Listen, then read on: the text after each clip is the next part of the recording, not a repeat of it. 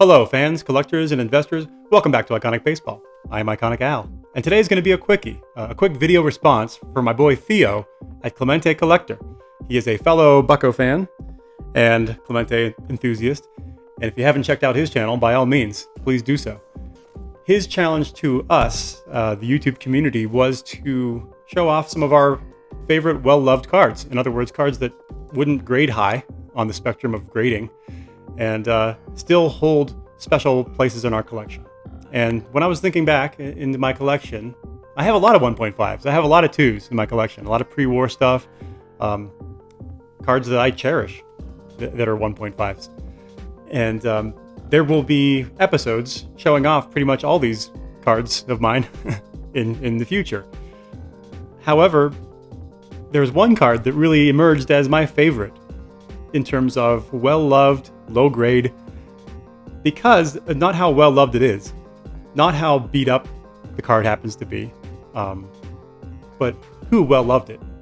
It's a card that came to me in my own family, and so I know who well-loved that card. I know who flipped it and traded it and, carried it in his pocket, and that means something to me. And this is a shout out to my Uncle Tom, because my Uncle Tom really was the first person who exposed me and my brother to the vintage card hobby.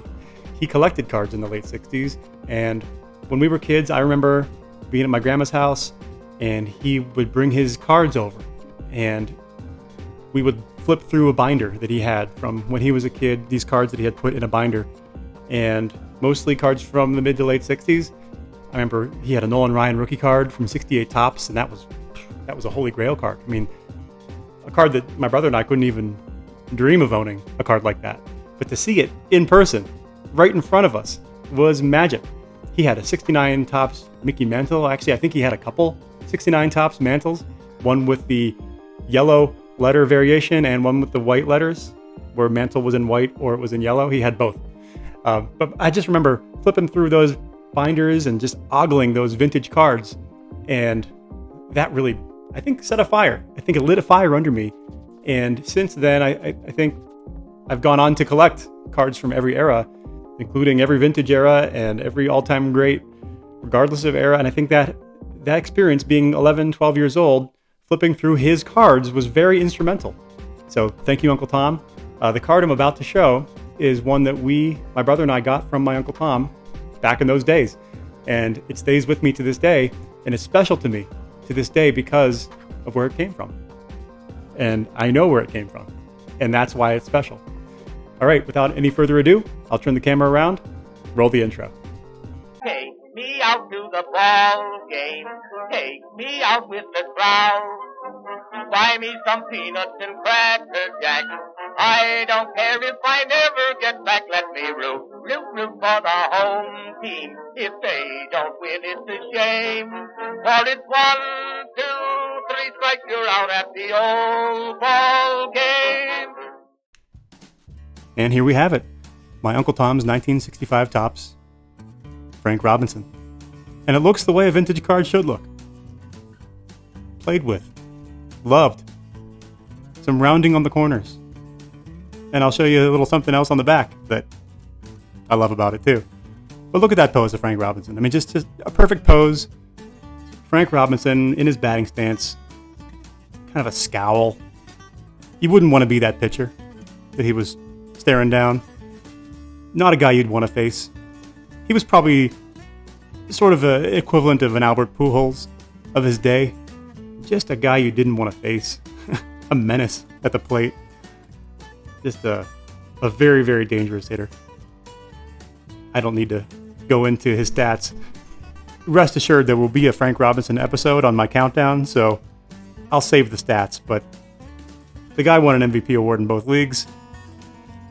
He was just an offensive juggernaut, this guy.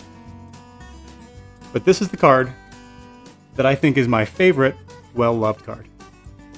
You can see, the condition is nothing to write home about, but again, that I think adds to its charm. And the kicker on this card is when you turn it over, you notice there's a T for Uncle Tom. he would add that letter T to most of the cards in his collection, just so everyone knew it was his. He wasn't concerned about, tarnishing the value of the card someday. They weren't thinking in those terms back in the 60s.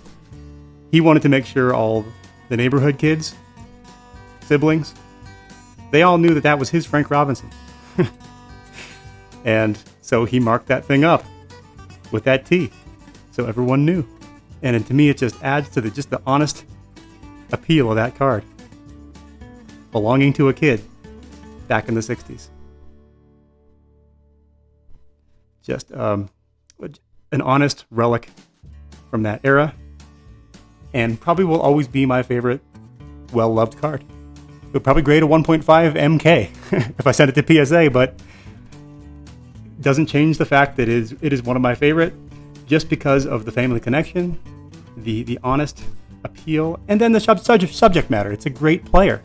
It would have less appeal to me if it was just a common player that no one cared as much about. I would still keep the card, but the fact that it's Frank Robinson just adds another level of appeal to me too, because clearly it was a card that had a special place in Tom's mind, in Tom's collection, and therefore it transfers to me. Now it has a special place in my collection. So again, thank you, Tom. And until next time, everyone, keep collecting and stay iconic.